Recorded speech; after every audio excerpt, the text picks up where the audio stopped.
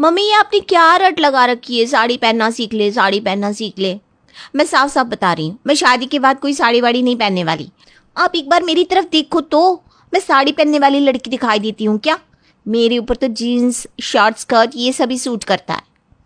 देखो प्राची, शादी के बाद सबको साड़ी पहननी पड़ती है, और ये जो शॉर्ट स्कर्ट की तुम बात कर रही हो ना, शादी के बाद तुम्हें कोई हाथ भी नहीं लगाने देगा। ठीक है तो कह रही है तेरी भाभी। अरे कम से कम अपनी भाभीयों को देख कर ही कुछ सीख ले। तेरी भाभीयों ने कभी पहना है ससुराल में जीन्स और शर्ट्स? अरे शर्म नाम की कोई चीज़ है कि नहीं आजकल की लड़कियों में? चुपचाप से साड़ी पहनना सीख ले। जैसे हिंदुस्तान में बाकी की बहुएं रहती है, तू भी वैसा ही रहेगी। मैं आपको पहले ही बता चुकी हूँ माँ, मैं ऐसे लड़के से शादी ही नहीं करूंगी जिसकी सोच इतनी छोटी हो कि उसे अपनी पत्नी के जींस या किसी और ड्रेस पहनने से प्रॉब्लम हो। अरे वो मुझसे शादी कर रहा है ये साड़ी से। तुझसे तो बहस करना ही बेकार है प्राची, लेकिन मेरी बात गांठ बांध कर रख ले। मैं तेरी माँ हूँ, तेरा बुरा नहीं चाहूंगी बेटा। कोई भी लड़की ससुराल में जाकर शॉर्ट्स पहनकर घूमे, ये बात कोई भी ससुराल पसंद नहीं करेगा। इसलिए तेरी बेहतरी इसी में है कि तू समय रहते ससुराल के माहौल में ढलना सीख ले, तभी तेरी आगे की जिंदगी सुख से बीत सकती है, वरना जिंदगी भर रो रो के जिंदगी बितानी पड़ेगी। सबकी बातों का प्राची पर कोई असर नहीं था। वो तो माँ और भाभी की बातों को एक कान से सुनकर दूसरे कान से बाहर निकाल देती है। कविता प्राची के लिए एक से बढ़कर एक अच्छे लड़कों के रिश्ते लेकर आती है, लेकिन प्राची अपनी जिद पर ही अड़ी रहती है और हर लड़के में कुछ न कुछ कमी निकाल कर मना करती रहती है। अरे मैं पूछती हूँ, आखिर तू ढूंढ क्या रही है जो इतने अच्छे अच्छे लड़के में नहीं मिल रहा? अगर इसी तरह से तू नखरे करती रही ना, तो कल को किसी सेकंड हैंड आदमी से शादी करनी पड़ेगी, क्योंकि उम्र निकलने के बाद अच्छे रिश्ते नहीं मिला करते। ये सब क्या है माँ? कौन से जमाने में जी रहे हो आप लोग? आजकल की लड़कियां किसी के दबाव में आकर ऐसे ही किसी से शादी नहीं कर लेती। मैं पहले अच्छे से देखने समझने के बाद ही किसी लड़के को हाँ करूंगी। अरे बेटा तू खूब देख सोच समझ, लेकिन ये तो बता कि तुझे आखिर इन लड़कों में कमी क्या दिखाई दी? हमें पता तो होना चाहिए ना कि आखिर तू लड़कों में ढूंढ क्या रही है। देखो माँ, आप जो भी लड़के लेकर आते हो ना, वो सब अपनी माँ के पल्लू से बंधने वाले लड़के हैं। 2-4 दिन जब उनसे मैं बात करती हूँ, सब अपनी औकात पर आ जाते हैं। हमें संस्कारी लड़की चाहिए, साड़ी पहनने वाली चाहिए, मंदिर जाने वाली चाहिए, माँ बाप की इज्जत करे, सेवा करे, सम्मान करे। अरे इन्हें बीवी चाहिए या रिमोट से चलने वाली गाड़ी जिसे अपने हिसाब से चला सके। तो तुम क्या कहना चाहती हो? तुम्हें देखने के लिए आने वाला लड़का तुम्हें क्या बताए कि मुझे क्लब में जाकर नाचने वाली लड़की चाहिए, जो छोटे छोटे कपड़े पहनकर मेरे माँ बाप के सामने घूमे, जो उनकी इज्जत ना करती हो, रात रात भर बाहर पार्टी करती हो? अरे तुम खुद सोच कर बताओ कि ऐसी लड़की से कोई भी लड़का शादी करना चाहेगा क्या? और तुम क्या चाहती हो कि तुम्हारे भाई की शादी एक ऐसी लड़की से हो जो तमीज के कपड़े तक ना पहनती हो? देखो प्राची, हवा हवाई में बातें करना बहुत आसान है, लेकिन वास्तविक जीवन में चाहे लड़का हो या लड़की, शादी के बाद दोनों को ही बहुत से समझौते करने पड़ते हैं। इन समझौते और समझदारी से ही शादी का रिश्ता आगे बढ़ता है। मैं तुमसे बड़ी हूं ना, इसलिए तुम्हें समझा रही हूं कि किसी भी लड़के को ऐसी बेफिजुल बातों के लिए रिजेक्ट करना छोड़ दो और एक अच्छे लड़के को देखकर समय रहते शादी कर लो, वही तुम्हारे लिए अच्छा रहेगा। धीरे धीरे काफी समय बीत जाता है और प्राची की अकड़ भी अब कुछ ढीली पड़ जाती है। फिर एक दिन प्राची की माँ और पिताजी एक अच्छे से लड़के से उसका रिश्ता तय कर देते हैं और प्राची शादी करके अपने ससुराल चली जाती है। शादी के 2 महीने बाद, भाभी मैं कल मायके आ रही हूँ और इस बार ना मैं पूरा 1 महीना रहकर जाऊंगी, क्योंकि मम्मी जी ने कह दिया है कि शादी के बाद हमारे यहाँ दुल्हन होली अपने मायके में ही मना कर आती है। मैं तो बहुत एक्साइटेड हूँ, पूरा 1 महीना घर पर आकर मौज करूंगी। अरे हाँ हाँ प्राची, बिल्कुल आ जाओ, ये तो तुम्हारा अधिकार है। शादी के बाद तो मायके आने की खुशी ही कुछ और होती है।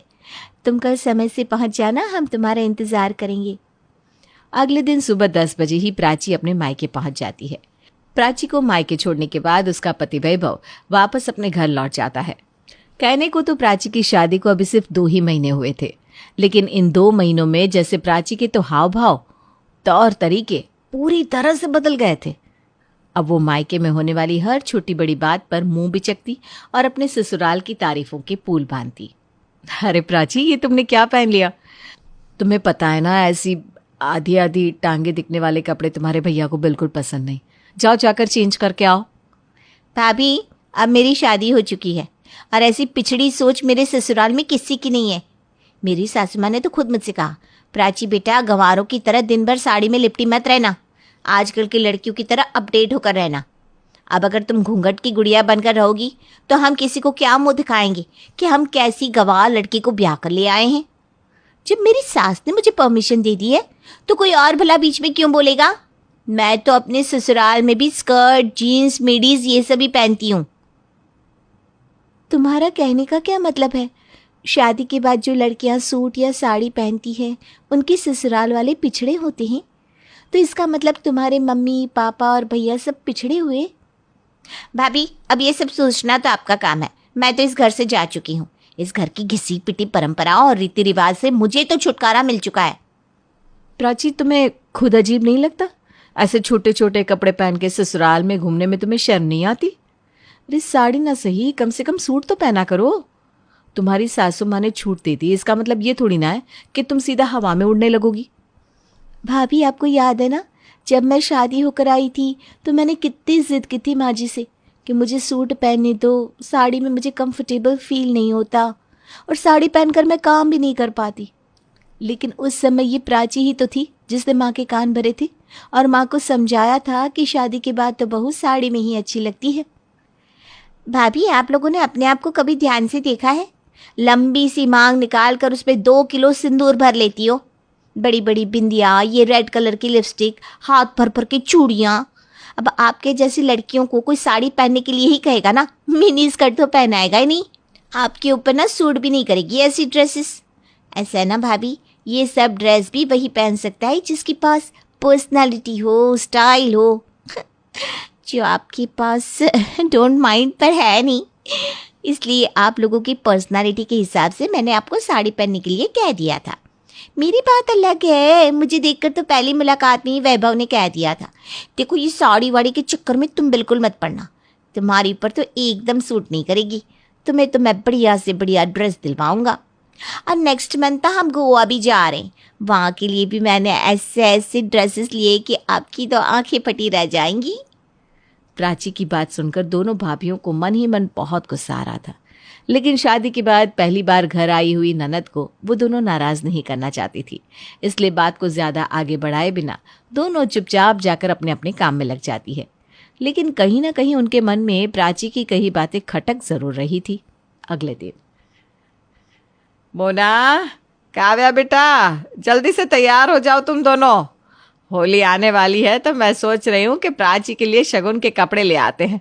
लगे हाथ तुम दोनों को भी बढ़िया बढ़िया साड़ी दिलवा देती हूँ, खुद अपनी पसंद से चूज कर लेना तुम दोनों भी।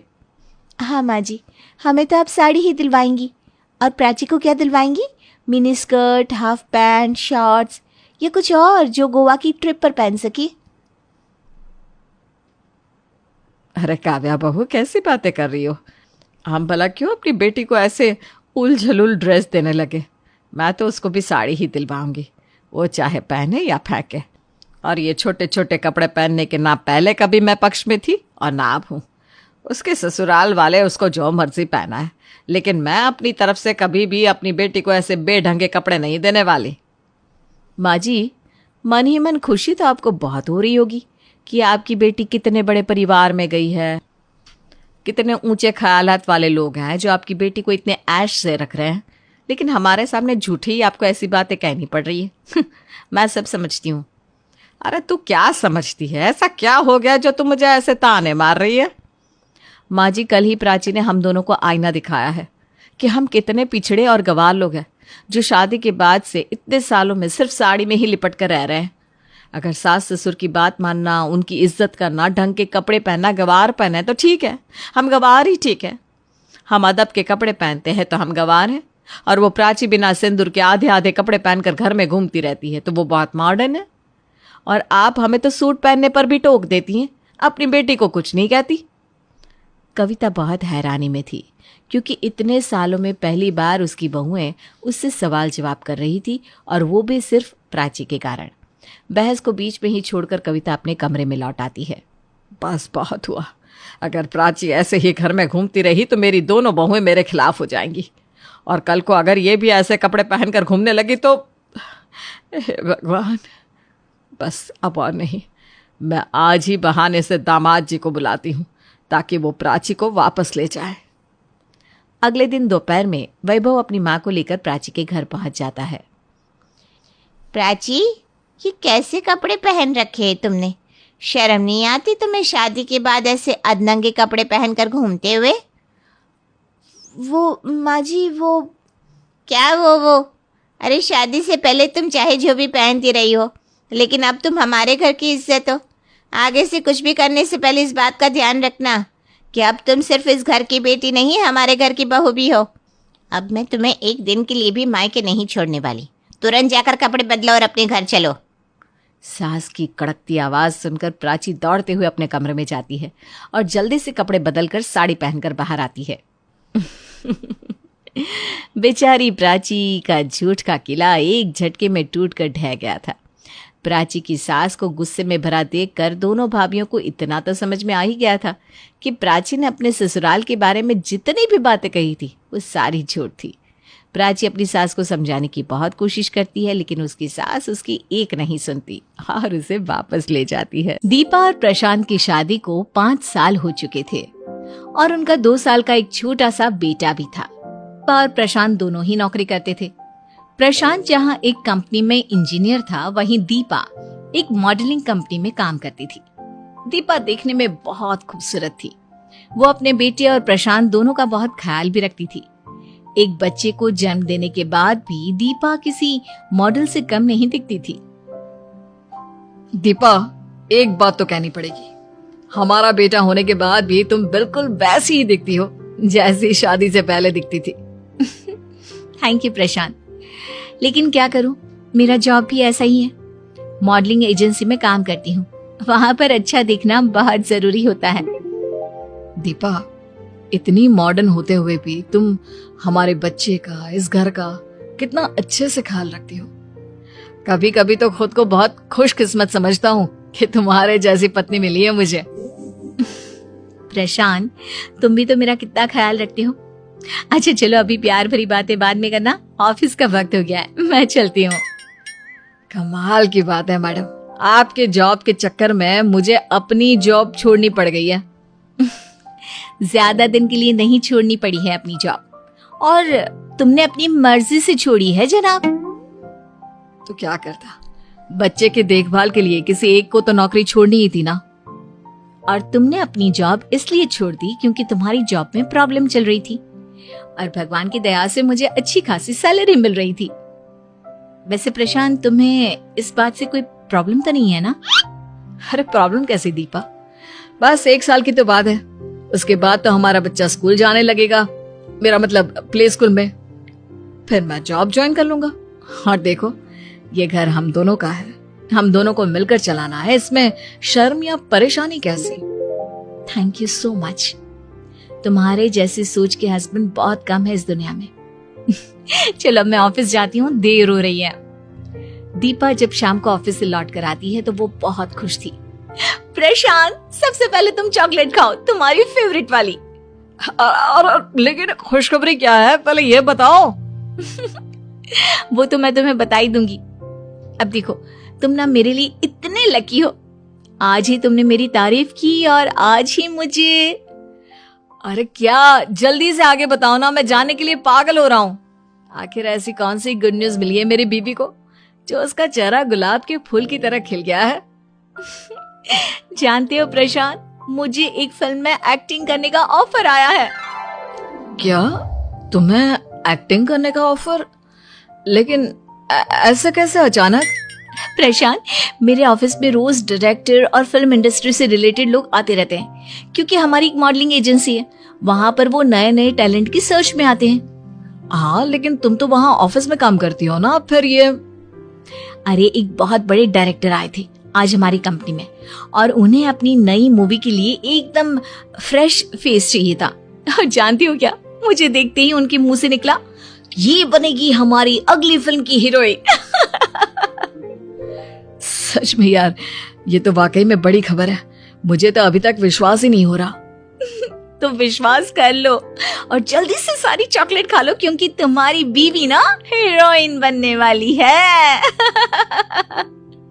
लेकिन दीपा, हीरोइन बनने के बाद तुम मुझे और हमारे बच्चे को भूल तो नहीं जाओगी ना? पागल हो गए हो क्या तुम दोनों तो मेरी जान हो, कैसे भूल सकती हूँ। और इस तरह दीपा एक्टिंग करने लग गई। उसका करियर अब काफी तेजी से आगे बढ़ रहा था। एक दिन दीपा के बेटे को बुखार आ जाता है।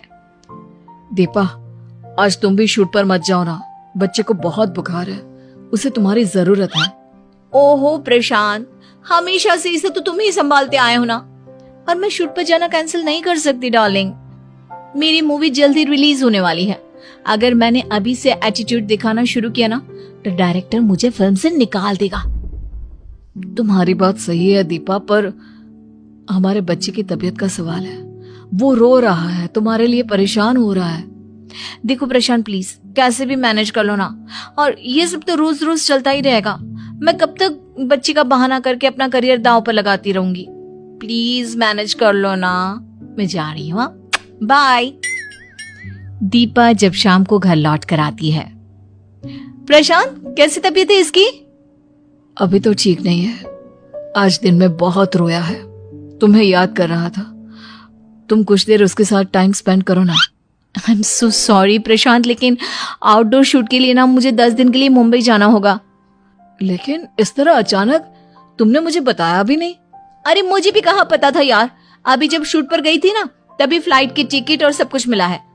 देखो प्रशांत, तुम ना किसी भी तरह मैनेज कर लेना, मेरा जाना बहुत जरूरी है। दीपा प्लीज, मैंने तुम्हें एक्टिंग करने की परमिशन इसलिए नहीं दी थी कि तुम हमारे बच्चे पर भी ध्यान ना दो। कमाल करती हो, पूरा घर मैं चलाती हूँ, सारे खर्चे मैं उठाती हूँ, इतना कुछ कर रही हूँ मैं, और तुम एक बच्चे को नहीं संभाल सकते? कहा ना मैंने, सिर्फ 10 दिन की बात है। ठीक है दीपा, अगर तुम जाना चाहती हो तो जाओ, मैं तुम्हें रोकूंगा नहीं। मुंबई जाने के बाद दीपा अपने हस्बैंड को फोन करके उसके बच्चे की तबीयत के बारे में भी नहीं पूछती। ये देखकर प्रशांत को बहुत बुरा लगता है। और फिर एक दिन दीपा का फोन आता है। कैसे हो प्रशांत? सॉरी यार, वो शूट में इतना बिजी हो गई थी ना, इतने दिन से तुम्हें फोन ही नहीं कर पाई। दीपा, कितनी बदल गई हो तुम। खैर छोड़ो, देखो हमारे बेटे को तुम्हारी बहुत जरूरत है, और अब तो तुम्हें गए हुए 12 दिन हो गए हैं। प्लीज वापस आ जाओ। प्रशांत प्लीज, तुम बात बात पर मुझे ताने देना बंद करो। और मुझे यहाँ से कहीं बाहर जाना है शूटिंग के लिए, तो मैं नहीं आ सकती। कोई बात नहीं दीपा, मैं वो भी संभालूंगी। वैसे तुमसे कहना तो नहीं चाहता, लेकिन क्या करूं, इस घर में तुम ही एक कमाने वाली हो, तो प्लीज कुछ पैसे भेज दो। घर में बिल्कुल भी पैसे नहीं है। अरे अभी घर से निकलने से पहले ही 10,000 छोड़कर तो आई थी, कहाँ गए वो पैसे? फिर से पैसों की जरूरत क्यों है? दीपा तुम भूल गई, हम घर में रहते हैं, उसकी किस्तें चल रही हैं, हर महीने उसकी EMI आती है, और बच्चे को संभालने के लिए मैंने अपनी नौकरी छोड़ दी थी, तो उसका पैसा तुम्हें ही देना होगा ना। ओह, आई एम सॉरी प्रशांत, तुम्हारे छोटे से घर की EMI मैं नहीं देने वाली। वैसे भी मुझे मेरे डायरेक्टर ने मुंबई में एक बंगलो दे दिया है, और मेरा मुंबई में रहना बहुत जरूरी है। तो ठीक है ना दीपा, मैं और हमारा बेटा भी वहीं आ जाएंगे, हम सब साथ में रह लेंगे। अच्छा है ना, तुम अपना करियर सेट कर लेना। प्रशांत, तुम कोई बात समझने की कोशिश क्यों नहीं करते? अगर तुम यहाँ आकर रहने लगे तो सारी इंडस्ट्री को पता चल जाएगा कि मैं एक बच्चे की माँ हूँ, और फिर मेरे करियर का क्या होगा? इस बारे में कभी सोचा है तुमने? ठीक है दीपा, मैं तुम्हारे पास मुंबई नहीं आऊंगा, लेकिन अगर कभी तुम्हारे बच्चे की याद तुम्हें आ जाए तो तुम प्लीज आ जाना। और इस तरह दीपा घर पर पैसे भेजना बंद कर देती है, जिसकी वजह से प्रशांत अपने घर की EMI नहीं भर पाता और उसे वो घर छोड़ना पड़ता है। घर छोड़ने के बाद प्रशांत अपने सबसे अच्छे दोस्त विवेक के घर आ जाता है। विवेक प्रशांत का बहुत अच्छा दोस्त था और उसकी पूरी मदद कर रहा था। क्या हालत बना ली है यार तूने अपनी। इतनी अच्छी नौकरी थी, सब छोड़ दिया। विवेक, मुझे इस बात का कोई दुख नहीं है। मैंने जो किया अपने बेटे के लिए किया। अगर किसी ने कुछ गलत किया है तो वो दीपा ने किया। मुझे भी इस बात पर भरोसा नहीं होता कि दीपा तेरे साथ ऐसा कर सकती है। लेकिन यार प्रशांत, अब तुझे भी ना कोई कदम उठाना ही पड़ेगा। कदम उठाना पड़ेगा? तू कहना क्या चाहता है? देख, ये बच्चा तेरे अकेले का नहीं है। दीपा उसकी माँ है और तुम दोनों का फैसला था कि तू नौकरी छोड़ देगा और दीपा घर का खर्च चलाएगी। और अब वो इस तरह अपनी जिम्मेदारी छोड़कर भाग नहीं सकती। अरे तो क्या करूं मैं? उसके पैरों में जाकर दया की भीख मांगू? अरे उसने तो मुझे मुंबई तक आने से मना कर दिया है। देख प्रशांत, जब घी सीधी उंगली से ना निकले ना तो उंगली टेढ़ी करनी पड़ती है। तेरे कहने का क्या मतलब है? मैं कुछ समझा नहीं। कोई बात नहीं, अब मैं तुझे समझाता हूँ कि मुझे क्या करना चाहिए ताकि तेरा और तेरे बच्चे का भविष्य खराब ना हो और उसकी माँ को सबक मिल जाए कि उसने तुम दोनों के साथ गलत किया है। आखिर विवेक प्रशांत को क्या समझाना चाहता था? क्या दीपा फिर से अपने पति और बच्चे के पास लौट आएगी? क्या होगा आगे, जानने के लिए सुनिए इस कहानी का अगला भाग। अब तक आपने सुना कि दीपा एक्टिंग करने के लिए अपने पति प्रशांत को छोड़कर मुंबई चली जाती है और वो अब प्रशांत को पैसे देने से भी मना कर देती है। प्रशांत अपने दोस्त विवेक के घर रहने लगता है। भाई सीधे सीधे बताना, आखिर करना क्या है? मेरी कुछ समझ में नहीं आ रहा है। तुझे अपनी पत्नी दीपा पर कोर्ट केस करना होगा। अरे तू पागल हो गया है क्या? मैं अपनी बीवी से बहुत प्यार करता हूँ। उसने जो कुछ भी किया वो अलग बात है, लेकिन मेरे बच्चे की माँ है वो। मैं उस पर कोर्ट केस कैसे कर सकता हूँ? थोड़ा तो दिमाग से काम ले मेरे दोस्त। तू जिस बच्चे की बात कर रहा है उस बच्चे के साथ उसने क्या किया ये तुझे दिखाई नहीं देता। बीमारी में उसे छोड़कर चली गई। अब तेरे पास इस बच्चे के साथ रहने के लिए घर तक नहीं है। कैसी माँ है वो? लेकिन कोर्ट केस करने से क्या मिलेगा? जब वो हमारे साथ रहना ही नहीं चाहती तो जबरदस्ती इन सब मामलों में उसे घसीटने से क्या होगा? देख प्रशांत, तू मेरा सबसे अच्छा दोस्त है और मैं कभी नहीं चाहूंगा कि तेरी जिंदगी में कुछ भी गलत हो।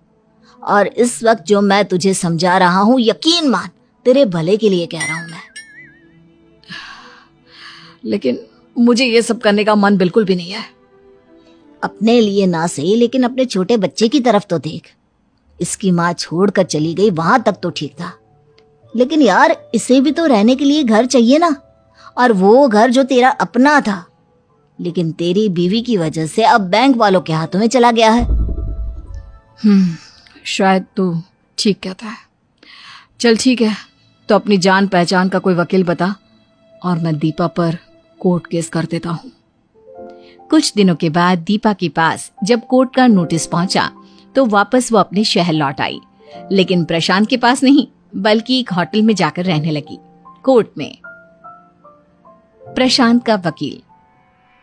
जज साहब, ये है मिसेस दीपा। जानते हो उन्होंने क्या किया? इन्होंने बच्चा होने के बाद जबरदस्ती अपने पति की नौकरी छुड़वाई, ये कहकर कि वो नौकरी करके घर चलाएंगी, अपने पति और बच्चे की फाइनेंशियली हेल्प करेंगी। दीपा का वकील। जज साहब, ये साहब तो कुछ भी बोल रहे हैं। दीपा ने ऐसा कुछ नहीं किया है। वो बस अपना करियर बनाने के लिए मुंबई चली गई थी। और रही बात नौकरी छोड़ने की, तो प्रशांत ने अपनी मर्जी से नौकरी छोड़ी है। उस पर किसी ने कोई जोर जबरदस्ती नहीं की है।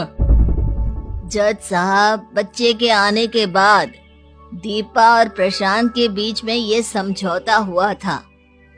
आपके पास इस बात का कोई सबूत है? किसी तरह की कोई लिखा पड़ी हुई हो दीपा और प्रशांत के बीच, तो बताइए आप। जज साहब, जब मियाँ और बीवी के बीच इस तरह के फैसले होते हैं ना, तो लिखा पढ़ी नहीं होती, आपसी बातचीत से ही काम होता है। और उस दौरान प्रशांत और दीपा के बीच का रिश्ता काफी नॉर्मल था, इसलिए एक बार में ही दीपा के कहने पर प्रशांत ने अपनी नौकरी छोड़ दी। उसका मतलब आपके क्लाइंट प्रशांत के पास खुद का दिमाग ही नहीं है। अरे आज के जमाने में कोई भी लड़का बच्चे को पालने के लिए नौकरी छोड़ता है क्या? आपका क्लाइंट झूठी मूठी कहानियां बना रहा है, क्योंकि मेरी क्लाइंट बहुत बड़ी हीरोइन बन गई है, उनके पास रुपए पैसे की कोई कमी नहीं है, तो वो उनसे पैसा ऐंठना चाहता है। जज साहब, मेरे क्लाइंट पर झूठा इल्जाम लगाया जा रहा है। सच तो यह है कि मिसेस दीपा अपनी जिम्मेदारियों से भागकर मुंबई चली गई। उन्होंने पलटकर अपने बच्चे की तरफ देखा तक नहीं। ऑर्डर ऑर्डर, मिसेस दीपा को बुलाया जाए, पूछताछ की जाएगी। हाँ तो मिसेस दीपा बताइए, आखिर क्या इरादे थे आपके अपने पति की नौकरी छुड़वाने के पीछे? यही ना कि बच्चे को जन्म तो दे दिया, फिर हमेशा के लिए उसे अपने बाप के पास छोड़कर आप चली जाए। नहीं, ऐसी कोई बात नहीं है। मैं सिर्फ अपना करियर बनाने के लिए मुंबई गई थी और प्रशांत ने नौकरी बच्चे की देखभाल के लिए छोड़ी थी। तो आप मानती हैं कि प्रशांत ने नौकरी आपके और प्रशांत के बच्चे के लिए छोड़ी थी? तो एक बात बताइए मिसेस दीपा, अगर आप मुंबई रहने लगी थी तो आप अपनी फैमिली को भी तो अपने साथ ले जा सकती थी। हाँ, लेकिन मैं एक एक्ट्रेस हूँ, मुझे कई सारी बातें मीडिया से छुपा कर रखनी पड़ती है। सुना आपने जज साहब, मिसेस दीपा की बातों से साफ साफ जाहिर होता है कि सिर्फ मीडिया और इंडस्ट्री से इस बात को छुपाने के लिए कि वो शादीशुदा हैं, उन्होंने अपने पति और बच्चे को यहीं छोड़ दिया। ऑब्जेक्शन माय लॉर्ड, मेरे क्लाइंट पर उल्टे सीधे इल्जाम लगाए जा रहे हैं। उनके कहने का ये मतलब बिल्कुल नहीं है।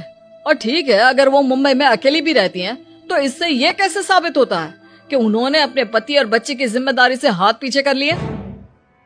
वो इस तरह साबित होता है माय लॉर्ड कि मिसेस दीपा ने घर की ईएमआई के लिए पैसे देना बंद कर दिया, जिसकी वजह से उनके पति और बच्चे को अपना घर छोड़ना पड़ा और वो अपने एक दोस्त के घर में रहते हैं। मिस्टर प्रशांत को बुलाया जाए, आगे की कार्यवाही के लिए उनसे पूछताछ की जाएगी। मिस्टर प्रशांत, क्या कहेंगे आप? नौकरी छोड़कर बैठे हैं और सारा इल्जाम बीवी के ऊपर।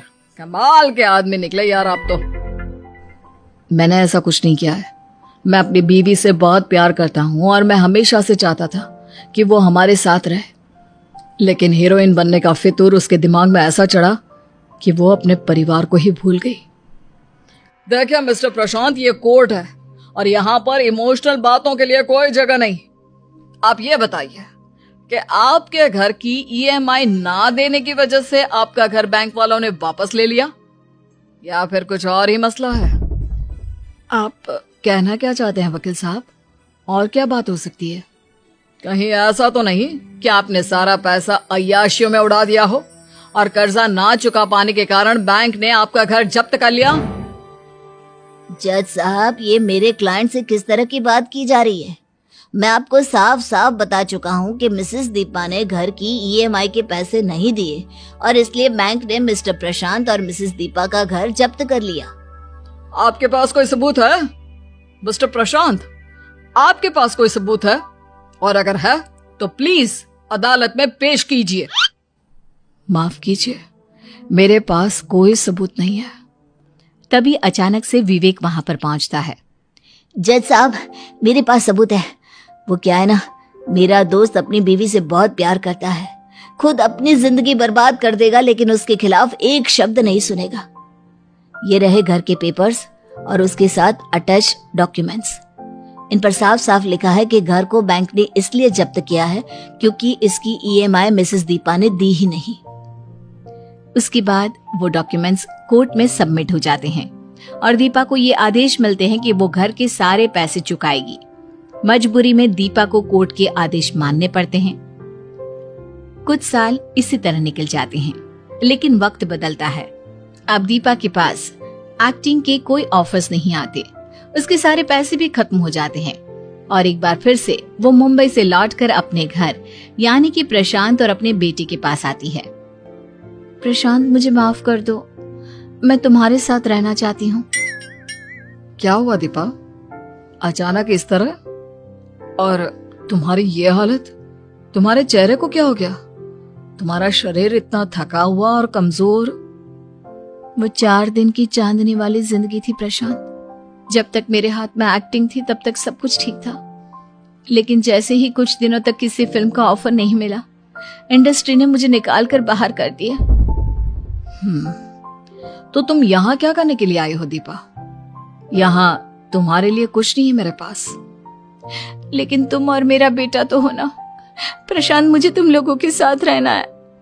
देखो दीपा, मैंने तो हमेशा तुमसे प्यार किया और तुम्हारी हर गलती को माफ कर दिया, लेकिन अब सवाल हमारे बेटे का है और मैं अपने बेटे के साथ रहूंगा। मैं भी तो तुम्हारे और अपने बेटे के साथ रहना चाहती हूँ। तभी प्रशांत और दीपा का बेटा वहां पर आ जाता है। बेटा, तुम मम्मा के साथ रहोगे ना? देखो, मम्मा तुमसे बहुत प्यार करती है। नहीं, अब बहुत गंदी है।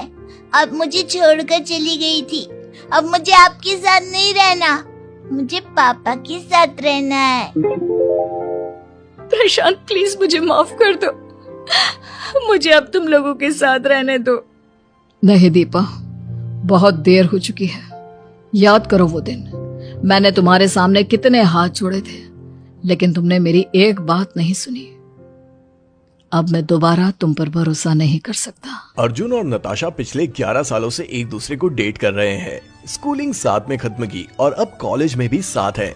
रिश्ता प्यार से दोस्ती में कब बदल गया उन्हें खुद ही पता नहीं चला।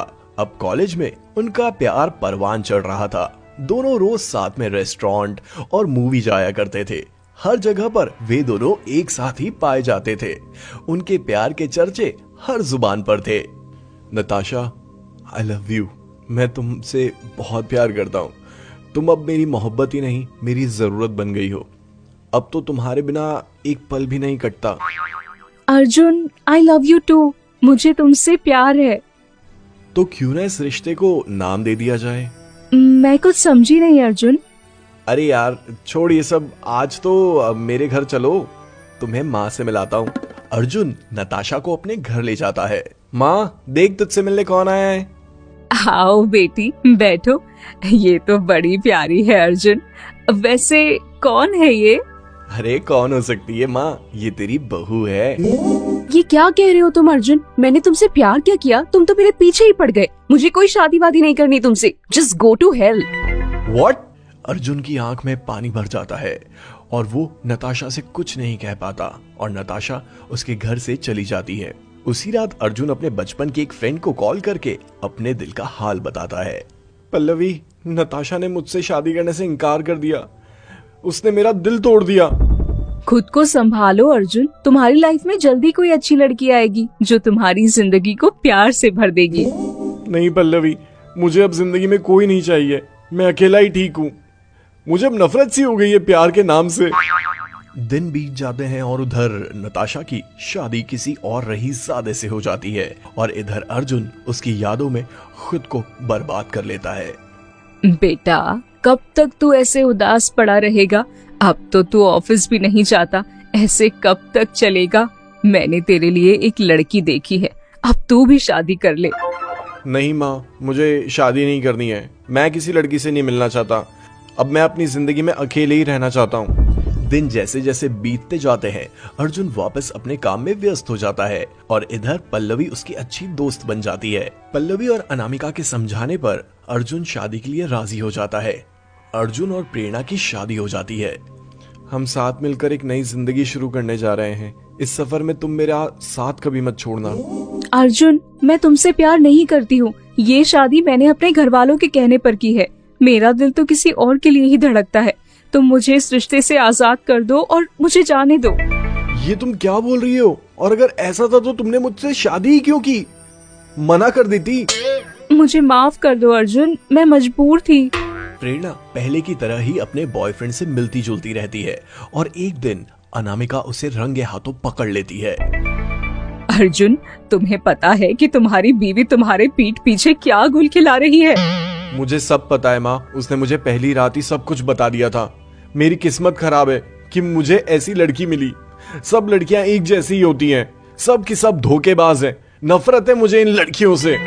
अनामिका अपने बेटे का दुख देख नहीं पाती है और प्रेरणा से अपने बेटे को तलाक देने को कहती है और उन दोनों का तलाक करवा देती है। अर्जुन गुमसुम सा रहने लगता है और खुद को यादों के जाल में गिरफ्त कर लेता है। एक दिन पल्लवी अर्जुन के घर उससे मिलने आती है। नमस्ते आंटी, अर्जुन कहाँ है? आओ बेटी, क्या बताऊं तुम्हें, तुमसे तो कुछ छुपा नहीं है। अर्जुन के तलाक के बाद उसने खुद को पुरानी यादों में कैद कर लिया है। ना किसी से मिलता है और ना ही किसी को अपने दिल का हाल बताता है। जाओ उससे मिल लो, वो अपने रूम में है। हाय अर्जुन, कैसे हो तुम? आजकल तुम्हारी कोई खबर ही नहीं और तुम कभी फोन भी नहीं करते, तो मैंने सोचा अब क्यों ना मैं ही तुमसे मिलने आ जाऊं। ऐसा नहीं है पल्लवी, मेरी जिंदगी कब्रिस्तान की तरह हो गई है। मेरी जिंदगी में अब कुछ नहीं बचा। जो भी मेरे जिंदगी में आया उसने मुझे धोखा ही दिया। पता नहीं भगवान मुझसे किस जन्म का बदला ले रहा है।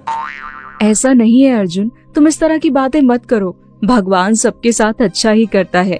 क्या पता इन चीजों के पीछे कुछ अच्छा छुपा हुआ हो। ये लड़कियां तुम्हारे लायक ही नहीं थी, लेकिन इसका मतलब ये नहीं कि हर लड़की धोखेबाजी होती है। लड़की तो वो है जो एक बार किसी को अपना दिल दे दे तो पूरी जिंदगी उसी के इंतजार में बिता देती है। पता नहीं पल्लवी, लेकिन मेरे नसीब में किसी का प्यार नहीं। पल्लवी रोज किसी न किसी बहाने से अर्जुन के घर आने लगती है और उसकी जरूरतों का ख्याल रखने लगती है। पल्लवी के साथ अर्जुन भी खुश रहने लगता है और ये सब अनामिका देख रही होती है। अनामिका के मन में ख्याल आता है कि पल्लवी को भगवान ने उसके बेटे के लिए ही बनाया है। जिस तरह से वो उसका ख्याल रखती है कोई नहीं रख सकता और मन ही मन पल्लवी को अपनी बहू के रूप में स्वीकार कर लेती है। एक दिन अनामिका अपने बेटे से पल्लवी के बारे में बात करती है। बेटा, मैं चाहती हूँ कि तू अपनी जिंदगी में अब आगे बढ़े। तू अपनी किस्मत को क्यों दोष देता है? माँ, मैं अब किसी के बारे में नहीं सोचना चाहता हूँ। कोई भी लड़की मेरी जिंदगी में अब नहीं आ सकती। सब लड़कियां एक जैसी नहीं होती हैं बेटा। अब तू अपनी पल्लवी को ही देख ले, वो तेरा कितना ख्याल रखती है। माँ, वो मेरी अच्छी दोस्त है और कुछ नहीं। दोस्ती को प्यार में बदलने में कितना वक्त लगता है बेटा, और अच्छी लाइफ पार्टनर इसे ही तो कहते हैं जो हर वक्त तेरे साथ खड़ी रहे, हर अच्छे बुरे वक्त में तेरा साथ दे। और ये सब गुण हमारी पल्लवी में है। उससे अच्छी लड़की तो तुझे मिल ही नहीं सकती। नहीं माँ, नहीं, तुम नहीं समझ रही हो। अरे नालायक, तू उससे बात करता है या मैं करूं? बहू तो मेरी वही बनेगी अब। माँ की बात सुनने के बाद अर्जुन को पल्लवी की हर एक बात याद आने लगती है और उसे महसूस होता है कि वो उसे पसंद करता है। माँ की जिद करने पर वो पल्लवी से बात करने के लिए उसके घर जाता है। पल्लवी, मैं तुमसे कुछ बात करना चाहता हूँ। क्या हम थोड़ी देर के लिए बाहर चल सकते हैं? अर्जुन पल्लवी को उसके फेवरेट रेस्टोरेंट ले जाता है जहाँ उसने पल्लवी के लिए एक सरप्राइज प्लान कर रखा था। पल्लवी सब कुछ देखकर सरप्राइज हो जाती है। अर्जुन, ये सब कुछ मेरे लिए है? हाँ पल्लवी, ये सब कुछ तुम्हारे लिए है। तुम्हारा प्यार पहचानने में मैंने बहुत देर कर दी, लेकिन अब और नहीं। मुझे तुमने ये एहसास दिलाया है कि हर लड़की एक जैसी नहीं होती। अर्जुन अपने घुटनों पर बैठकर पल्लवी को प्रपोज करता है और शादी के लिए कहता है। पल्लवी की आंखों में खुशी के आंसू आ जाते हैं। हाँ अर्जुन, मैं भी तुमसे बहुत प्यार करती हूँ, बस तुम्हें बताने की हिम्मत नहीं थी। माँ का आशीर्वाद लेकर दोनों शादी कर लेते हैं और अपनी जिंदगी खुशी खुशी बिताने लगते हैं।